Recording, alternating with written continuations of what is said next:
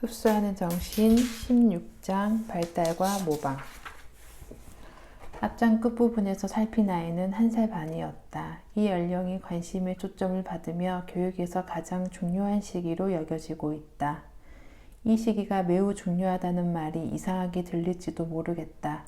그러나 손을 준비시키는 것과 발을 준비시키는 것이 서로 결합하는 시점이 이때라는 사실을 기억해야 한다. 또한 이 시기의 아이가 한 사람의 인간 존재로서의 모든 가능성을 드러내 보여주기 직전이라는 점을 고려한다면 이 시기가 아주 중요하다는 주장이 지극히 자연스럽게 받아들여질 것이다. 두 돌이 되면 아이는 언어의 폭발을 일으키며 완성 지점에 도달한다. 이 완성이 있기 직전에 전야라 할 수 있는 1살 반에 아이는 이미 자신의 내면을 표현하려고 노력한다. 이때는 노력의 시기이자 건설의 시기이기도 하다. 무엇인가가 중요한 것으로 확인되기만 하면 모든 사람이 동시에 그것을 추구하기 시작한다. 인간은 관대하지만 무지하다. 그러기에 무엇인가에 대해 알기만 하면 인간은 그 일에 맹렬히 매달린다. 이 예도 마찬가지이다. 철학자와 심리학자, 사회학자들은 1살 반에서 2살 사이의 아이에게로 관심을 집중하고 있다. 이 시기는 아이가 생명의 경향들을 파괴당하지 않으려면 특별한 보살핌을 받아야 하는 그런 발달의 단계이다. 만일 자연이 아이가 최대한의 노력을 쏟아야 할 시기가 이때라는 점을 분명히 전하고 있다면 당연히 우리는 아이의 노력을 뒷받침해 줘야 한다. 그저 그렇고 그런 주장처럼 들릴지 모르지만 아이를 대상으로 관찰한 사람들은 아이를 도와야 할 필요성을 아주 절실하게 또 세세하게 느낄 수 있다. 전문가들은 이 시기에 아이가 모방 본능을 보이기 시작한다고 주장한다. 이것 자체는 새로운 발견이 아니다. 왜냐하면 사람들이 언제나 아이들이 모방한다고 말해왔기 때문이다. 그러나 이 말은 지금까지 피상적인 진술에서 그쳤다. 지금은 아이가 모방하기 전에 이해부터 먼저 해야 하는 것으로 여겨지고 있다. 이 말이 논리적이지만 지금까지 이런 생각은 누구에게도 떠오르지 않았다. 지금까지의 생각은 어른들이 행동하면 아이들은 그냥 따르기만 하면 된다는 식이었다. 어른들에게 그 이상의 책임이 지워지지 않았다. 물론 어른이 멋진 본보기가 되어야 하는 것으로 여겨졌다. 이것이 모든 어른들, 특히 교사들의 중요성을 부각시키고 있다. 훌륭한 인간을 탄생시키려면 어른들이 좋은 본보기가 되어줘야 한다. 본보기의 엄마들도 당연히 포함된다. 대체적인 분위기는 나쁜 본보기를 보며 자란 아이들은 나쁜 방향으로 성장하게 된다는 쪽이었다. 그래서 어른은 스스로 자식들이 모방할 좋은 본보기가 되어 주었다는 점을 강조했으며 진짜 책임은 그런 어른을 보며 자라는 아이들에게로 넘겨졌다. 따라서 만약에 아이들이 훌륭한 본보기를 보면서도 별로 도움을 받지 못한다면 그것은 어디까지나 아이의 잘못이었다. 그 결과 곳곳에서 불행이 나타났다. 왜냐하면 그 본보기를 보고 자란 아이들도 당연히 완벽한 본보기가 되어야 하는데 아이들이 본보기와 거리가 멀었기 때문이다. 우리는 스스로 완벽한 인간이 되기를 원하고 또 아이들도 우리를 모방하며 완벽해질 수 있을 터이지만 우리는 결코 완벽하지 않았다. 아니, 어떻게 그런 착각을 할 수가. 자연은 인간처럼 추론하지 않는다. 자연은 인간과 다른 방식으로 추론한다. 자연은 어른의 완벽성에 대해 별로 신경을 쓰지 않는다. 중요한 것은 아이가 모방하기 위해서는 먼저 모방할 준비를 갖춰야 한다는 점이다. 중요한 것은 이 준비이며 준비는 아이 개인의 노력에 달려있다. 본보기는 아이에게 모방할 동기를 부여할 수 있지만 아이의 목적이 될 수는 없다. 발달하는 것은 모방하려는 노력이지 주어진 본보기를 그대로 성취하는 것은 아니다. 실제로 보면 이런 노력을 펴는 아이는 완성도와 정확도에서 자신을 자극했던 본보기를 종종 능가한다. 어떤 사람들은 이렇게 생각한다. 아이를 피아니스트로 키우려면 나 자신이 피아니스트가 되어야 하는 것이 아닌가. 그러면 아이가 나를 모방할 테니. 그러나 일은 그처럼 간단하게 돌아가지 않는다. 아이가 피아노를 치는데 필요한 민첩성을 얻기 위해선 먼저 손을 준비시켜야 한다. 그럼에도 우리는 아주 높은 차원의 문제에서도 이런 식의 단순한 추론을 따르고 있다. 아이에게 영혼과 성인에 관한 이야기를 읽어주거나 들려주면서 아이가 그들을 모방할 것이라고 짐작하는 것이다. 모방은 절대로 쉬운 일이 아니며 반드시 아이의 정신이 준비되어 있어야 한다. 사람은 모방만으로 위대한 인물이 되지 못한다. 하나의 본보기가 아이의 영감과 관심을 불러일으키고 또 모방 본능을 자극할 수 있지만 그런 때조차도 아이가 모방할 준비가 되어 있어야 한다. 교육 분야에선 적절한 준비가 되어 있지 않은 상태에서는 어떠한 모방도 불가능하다는 점을 자연히 보여주었다. 이 노력은 모방을 목표로 하지 않는다. 이 노력의 목표는 아이의 내면의 모방의 가능성을, 즉 아이가 자신이 원하는 것으로 자신을 변화시킬 가능성을 창조하는 것이다. 자연은 아이에게 단순히 모방 능력을 주는 것이 아니라 아이가 자기 자신을 본보기와 비슷한 존재로 바꿔 놓을 수 있는 능력을 준다. 교육자로서 우리가 아이의 삶을 돕는 교육 원칙을 믿는다면 우리가 도와줘야 할 것이 어떤 것인지를 확실히 알아야 한다. 이 나이의 아이를 관찰하면 아이가 이제 막 하기 시작하는 행동이 몇 가지 보인다. 어른이 볼 때에는 너무나 터무니없어 보이는 행동이지만 그 같은 사실은 중요하지 않다. 아이는 그 행동들을 완벽하게 수행해야 한다. 어떤 것들을 수행하고자 하는 충동이 있는데 혹시라도 이 충동의 사이클이 깨어져 버린다면 그로 인해 아이에게 일탈과 목표의 상실이 나타날 수 있다. 이 행동 사이클을 완성시키는 것이 요즘 아주 중요하게 여겨지고 있다. 이 사이클의 완성이 일종의 간접적인 준비이기 때문이다. 우리는 평생 동안 간접적으로 미래를 준비한다. 세상에 큰 족적을 남긴 사람들의 삶을 보아도 언제나 사전에 준비하는 과정이 보인다. 이 준비 활동이 최종적인 결과와 똑같은 노선에서 이루어지지 않을 수 있지만 거기엔 정신을 준비시키려는 치열한 노력이 따른다. 이런 노력은 최대한 확장되어야 하고 행동의 사이클은 완성되어야 한다. 그러니 아이에게서 어떤 지적 활동이 보이거든 그 활동이 우리의 눈에 아무리 형편없고 또 우리의 바람과 같지 않다 하더라도 아이의 생명과 육체의 위험이 되지 않는 한 아이의 활동에 개입하지 말아야 한다. 왜냐하면 아이 스스로가 행동 사이클을 완성시켜야 하기 때문이다. 이 연령의 아이들은 이 활동 사이클을 매우 흥미로운 형태로 수행하고 있음을 보여준다. 2살이 채 안 된 아이들이 자기 몸무게만큼 무거운 것을 들고 끙끙거리기도 한다. 우리가 볼 때에는 뚜렷한 이유가 없는데도 말이다. 나의 어느 친구네 집에 매우 무거운 휴대용 발판이 하나 있었다. 그런데 1살 반짜리 아이가 온 힘을 다해서 이 발판을 거실의 이쪽 귀퉁이에서 저쪽 귀퉁이로 옮겼다. 아이들은 식탁 차리는 것을 도우며 자신의 머리통보다 더 큰 빵을 안고 자기 발조차 보지 못하는 상태에서 식탁으로 옮긴다.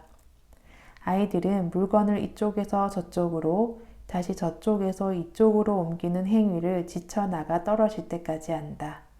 그러면 어른들은 대체로 안타까워하며 아이들을 도와준다. 그러나 심리학자들은 아이가 선택한 활동 사이클에 방해가 되는 이 도움이 이 시기의 아이에게 가장 심각한 억압이 된다는 것을 알아냈다. 많은 아이들의 일탈을 더듬어 올라가다 보면 이 같은 활동 사이클이 간섭을 받았다는 사실이 확인된다. 아이들이 즐기는 또 다른 노력은 계단을 올라가는 것이다. 어른들의 눈에는 마치 힘든 계단을 오르는 것이 아이의 목표처럼 보인다. 그러나 아이에게는 그렇지 않다. 계단 꼭대기까지 올라가고서도 아이는 만족하지 않는다. 아이는 이 사이클을 마무리하기 위해 다시 출발선으로 와야 한다. 계단을 오르고 내리는 운동 또한 아이들은 몇 번이고 반복한다. 아이들의 놀이터에 있는 미끄럼틀은 이런 활동을 할 기회를 제공한다. 중요한 것은 미끄러져 내려오는 것이 아니다. 중요한 것은 올라가는 즐거움, 즉 노력의 즐거움이다. 아이들이 이런 식으로 노는 모습을 보면서 어른들이 간섭하지 않기란 참으로 힘들다. 그렇기 때문에 모든 심리학자들은 아이들이 간섭을 받지 않고 노력할 수 있는 공간을 요구하고 있다. 따라서 아주 어린 아이를 위한 학교가 매우 중요하며 특히 1살 반 정도 된 아이들을 위한 학교가 가장 중요하다. 이런 학교 안에선 온갖 종류의 활동이 이루어진다. 작은 집을 짓고 그 위에 사다리를 설치하여 아이들이 올라갔다가 내려오도록 하기도 한다. 그 집은 안에서 살거나 쉬는 것이 아니고 올라갔다가 내려오는 그런 한 지점에 불과하다. 노력 자체가 목표이지만 집이 관심의 초점이 되어준다. 이런 예는 쉽게 하긴 된다. 무엇인가를 옮기기를 원하는 아이는 매우 무겁다는 이유로 언제나 갈색 계단이나 벽돌을 선택할 것이다. 아이들에게 아주 뚜렷하게 나타나는 오르기 본능도 단지 스스로를 강화하기 위한 노력이다. 아이는 환경 안에서 의자처럼 오르기 힘든 것들을 찾는다. 계단은 대단한 즐거움을 안겨준다. 아이에겐 위로 올라가려는 성향이 있기 때문이다. 나는 어떤 아이가 집 마루에서 2층까지 매우 가파른 계단을 올라가는 모습을 본 적이 있다. 계단이 너무 가팔라서 계단 하나의 높이가 아이의 허리까지 닿을 정도였다. 아이는 두 손을 이용해서 몸을 쭉 편 다음에 다리를 아주 힘든 자세로 당겨 올렸다. 그런 식으로 아이는 끈기 있게 꼭대기까지 닿았다. 무려 45개나 되는 계단을 올라갔던 것이다. 그런 다음에 아이는 자신이 성취한 것을 돌아보았다. 그러다 몸의 균형을 잃고 머리를 뒤로 젖힌 상태에서 계단으로 미끄러졌다. 물론 계단엔 두꺼운 카펫이 깔려 있었다. 엉덩방아를 찧으며 다시 바닥으로 내려온 아이는 주위를 두리번거렸다. 우리는 아이가 울 것이라고 예상했다. 그러나 아이는 올라가긴 정말 힘들었는데 내려오는 건 일도 아니잖아 라고 말하듯 씩 웃어 보였다. 간혹 이 같은 노력은 주의와 운동을 섬세하게 조정하려는 노력이다. 단순히 힘만 쏟는 그런 노력이 아닌 것이다. 내가 아는 1살 반짜리 아이는 집안 온 곳을 휘젓고 돌아다니다가 찬장까지 갔다. 거기엔 커다란 냅킨 12장이 빳빳하게 풀을 먹인 상태로 차곡차곡 개어져 있었다. 아이는 두 손으로 맨 위에 것을 집은 뒤 아주 행복한 표정을 지으며 복도의 구석으로 가져가 거기에 놓았다. 아이는 다시 찬장으로 와서 다른 냅킨 한 장을 들고 그 구석에 갖다 놓았다. 아이는 냅킨 12장을 그런 식으로 하나씩 다 끄집어내 구석으로 옮겼다. 그러면서 냅킨을 집을 때마다 하나라고 말했다. 냅킨 전부를 복도의 구석진 곳으로 다 옮겼으니 우리의 관점에서 보면 그 일은 마무리된 것이었다. 그러나 절대로 그렇지 않다. 마지막 냅킨이 복도 구석에 놓이자마자 아이는 이제 거꾸로 귀퉁이에 놓인 냅킨을 다시 찬장으로 옮기기 시작했다. 그러면서 똑같이 하나라고 말했다. 이런 식으로 아이는 냅킨을 처음 있던 그 자리로 다시 돌려놓았다. 이 작업을 하는 동안에 아이가 보인 주의와 긴장은 보기만 해도 신기할 정도였다. 이 일을 다 끝내고 다른 일을 찾아 나서는 아이의 얼굴에 기쁨이 가득했다. 활동 사이클을 보여주는 이런 예들에는 외적 목표가 전혀 없다. 그러나 아이는 자신의 운동들을 섬세하게 조정하는 연습을 하고 있다. 그러면 아이는 그런 행동으로 무엇을 이루었는가? 아이는 뭔가를 모방하기 위해 스스로를 준비시켰다. 이 연습에도 어떤 목적이 있음에 분명하지만 그 목적은 진정한 목적이 아니다. 아이들이 내면의 어떤 충동을 따르고 있기 때문이다. 아이가 스스로를 준비시키고 있을 때 아이는 환경을 모방하고 환경은 아이를 고무한다. 마룻바닥을 청소하거나 빵을 만드는 것을 지켜보는 것도 아이에게 그렇게 하도록 고무한다. 걷기와 탐험.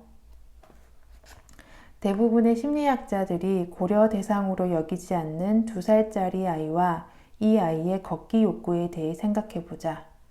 아이가 걸으려는 성향을 보이는 것은 지극히 자연스럽다. 아이는 성숙된 인간이 될 준비를 하고 있고 인간의 기본적인 모든 기능들이 형성되고 있는 중이다. 2살짜리 아이는 2-3km 정도는 걸을 수 있다.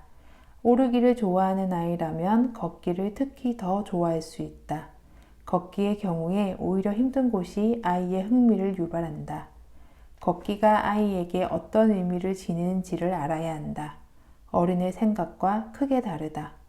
아이는 먼 거리를 걷지 못한다는 생각은 우리가 아이에게 어른과 같은 속도를 기대하기 때문에 생긴 착각일 뿐이다.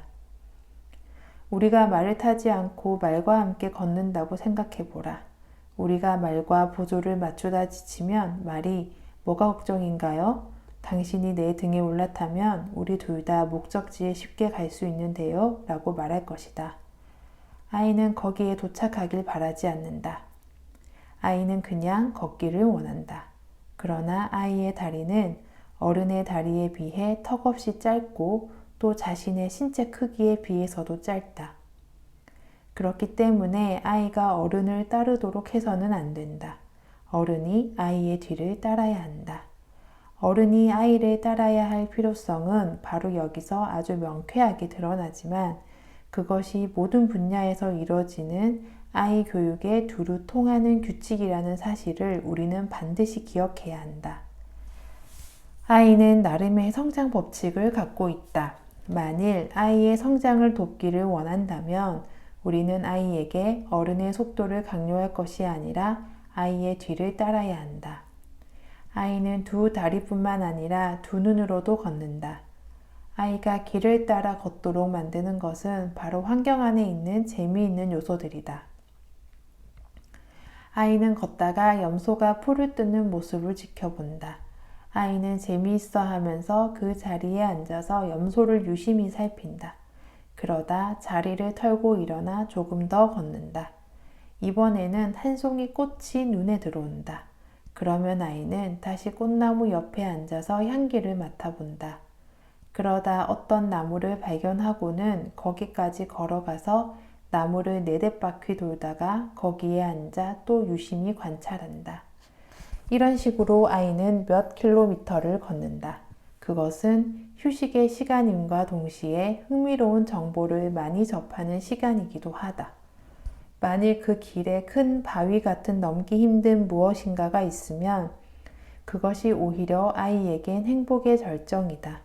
물도 아이의 관심을 끈다. 간혹 아이는 물가에 앉아서 물이라고 말한다. 당신 눈에 들어오는 것은 졸졸 흐르는 시냇물일 뿐인데도 그것이 아이에게 아주 큰 행복을 안겨준다. 그렇듯 아이가 걷기에 대해 품는 생각은 가능한 한 빨리 목적지에 도착하겠다는 부모의 생각과 아주 다르다. 부모는 아이가 바람을 쐬도록 하기 위해 아이를 유모차에 태워 공원으로 데려간다. 그런 식의 산책이라면 아이는 절대로 많은 것을 보지 못한다. 아이의 버릇은 이 땅 위의 원시 부족의 버릇과 많이 닮았다. 아이들은 파리로 가요 라는 식의 말을 절대로 하지 않는다. 아이의 세계에 파리는 없다. 아이들은 기차 타고 가요 라는 말도 하지 않는다. 아이의 세계엔 기차도 없다. 그러기에 아이들의 버릇은 자신의 관심을 끌 재미있는 무엇인가를 발견할 때까지 걷는 것이다.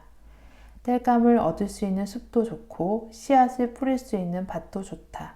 그래서 아이는 계속 나아간다. 그것이 자연스러운 방식이다. 환경 안에서 이곳저곳 움직이는, 말하자면 눈길을 끄는 이곳에서 다른 곳으로 옮겨 다니는 이 본능은 본성의 일부인과 동시에 교육의 일부를 이룬다. 교육은 걸어 다니는 아이를 탐험가로 여겨야 한다. 지금 걷기는 교육을 하다가 쉬는 시간 정도로 여겨지고 있는데 나는 걷기가 교육의 일부가 되어야 한다고, 또 걷기가 아주 일찍부터 시작되어야 한다고 믿는다. 아이들은 흥미있는 것들에 끌리면서 걸어야 한다. 아이들은 걷기에 나서면서 온갖 색깔과 모양과 형태의 나뭇잎들을 보고 곤충과 다른 동물들의 습성 등을 익히게 된다. 이런 모든 것들이 걷기에 나선 아이의 관심을 끄는 것들이다. 배우는 것이 많을수록 아이는 더 많이 걷게 된다. 아이는 탐험해야 하며 이것은 아이가 지적 관심에 끌리게 해야 한다는 뜻인데 이 지적 관심이야말로 우리가 불러일으켜야 하는 것이 아닌가. 지적 관심은 아이가 걷게 만들고 주변을 돌아다니도록 한다. 걷기는 완벽한 운동이다. 걷기만 해도 달리 육체적으로 노력할 필요가 전혀 없다. 아이는 호흡도 더 잘하고 소화도 더 잘 시키며 운동에 바랄 수 있는 모든 이점을 누릴 수 있다. 신체의 아름다움도 걷기로 다듬을 수 있다. 길을 걷는 중에 꺾고 싶은 꽃을 발견하든가 파야 할 도랑을 발견하든가 아니면 화로에 집어넣을 땔감을 발견하게 될 것이다. 그러면 아이가 자연스럽게 팔을 뻗든가 몸을 굽히든가 할 것이기 때문에 걷기는 운동으로 완벽하다. 지적 관심이 커질수록 아이의 육체적 활동 또한 커진다. 지적 관심을 추구할 수 있는 아이는 자신이 몰랐던 것을 발견할 것이고 따라서 아이의 지적 관심은 더욱더 커질 것이다. 교육의 길은 진화의 길을 따라야 한다. 주변을 돌아다니며 걷는 행위는 아이에게 더 많은 것을 볼 기회를 제공할 것이고 그러면 아이의 삶은 더욱 확장될 것이다. 사람들이 걷지 않고 탈 것을 타고 다니는 요즘 걷기는 특히 더 교육의 일부가 되어야 한다. 삶을 두 부분으로 나누는 것은 말하자면 운동으로 사지를 단련시킨 다음에 책을 읽어 뇌를 훈련시키는 것은 절대로 바람직하지 않은 방법이다. 삶은 하나의 전체가 되어야 한다.